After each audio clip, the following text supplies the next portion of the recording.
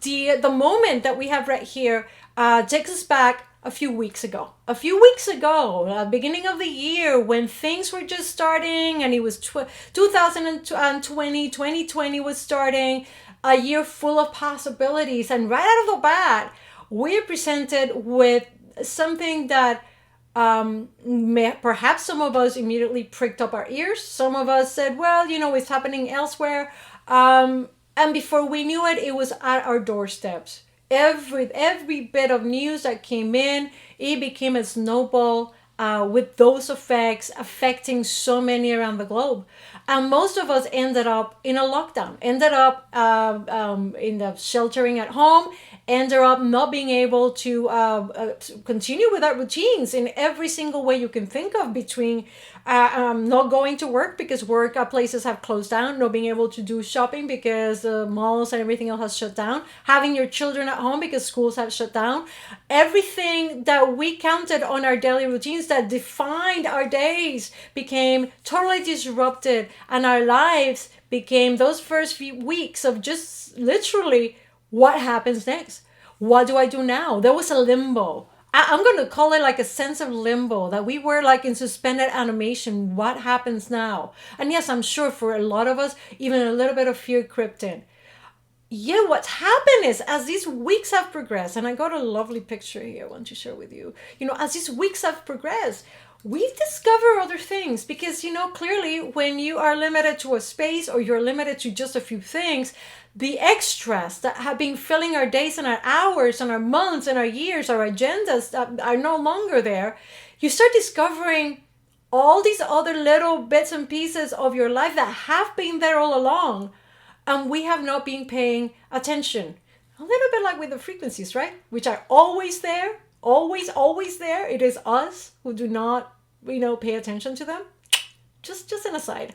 But in any case, as time has gone by, this is what's happening. We're adapting. Our minds have quieted it down a little. We've started to appreciate the simplest of things. We've been leading such crazy, fully engaged lives that we never took the time to actually look out of the window and really contemplate even the tree that's growing across the street from us, or in the backyard, or the plant in the sill in somebody else's house. Because what? Some people have taken to look at cats sitting at other neighbors' windows and just observing them. And in that observation, losing ourselves in that space of just observing nature and noticing it and experiencing it from afar, something interesting has happened for many of us. And I dare say it's for most of us. What we've discovered is that, there is a new normal that is becoming less of a burden and perhaps more of a desirable state, may I say. Guys, you add to the chat whenever you want, and we can talk about this, because I'm feeling that transition in so many of us, in our own lives. I'm feeling that from being in that limbo of, oh no, what happens next, to actually I'm finding some of these things good and comfortable. It's like a good fit for myself. So, there's in the boredom, because a lot of it had to do with boredom, let's be honest, right? People who are hyperactive and need to do things. Well, another thing that has happened is that we rediscovered old talents. We've opened that trunk that was forgotten in the attic or the basement on the closet, and we discovered that, hey, I remember I could paint, or I remember I could do this. Or even more interesting, with the amazing amount of how-to videos, people are learning how to sew. People are learning how to do pottery, how to cook. Who has not taken or watched a quick cooking program on Instagram or YouTube? Come on, admit it. We've all done that, right? Part of this transition is actually connecting us with that most beautiful of, as we are prone to call it, and we're so happy calling it, superpower, our true superpower, which is our instinct. That instinct that is what connects us to the everything. By allowing the silence to take place, with this quietness, with this observation and attention to go with the creativity. creation, the fixing, the repairing of things that have been lying around, which is also is a way of, taking care of things that had been plaguing our minds as being like clutter, decluttering so many things in our life. Decluttering, let me pronounce that correctly and clearly, decluttering.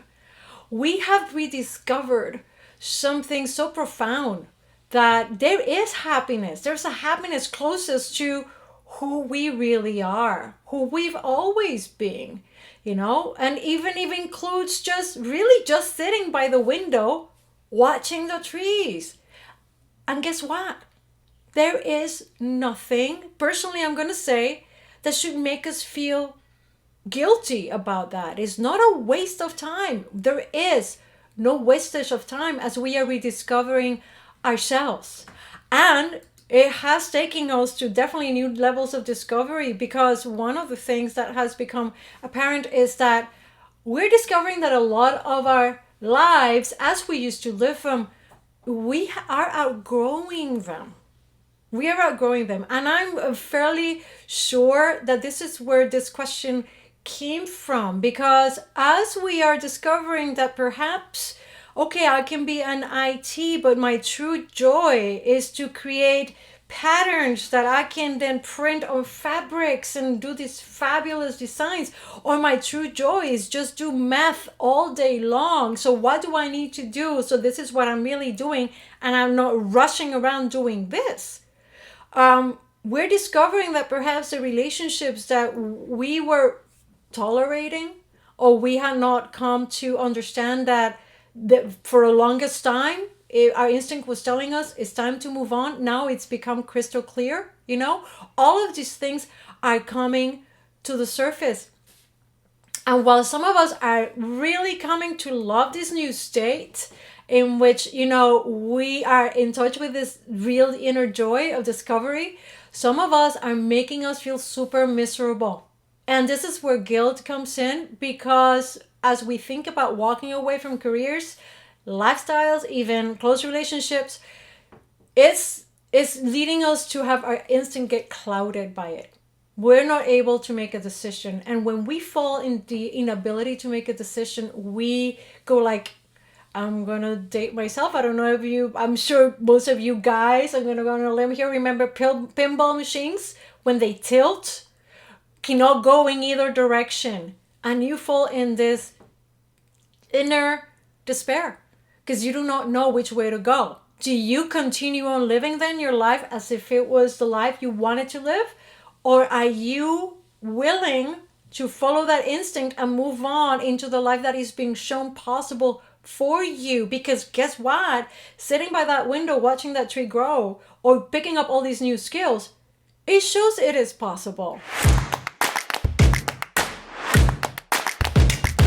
Until I can share with you 3 little things. That what are the things that, that stop us from deciding what happy is? So the first one is this joy, and I want you to remember this joy that you're rediscovering in this moment of interruption.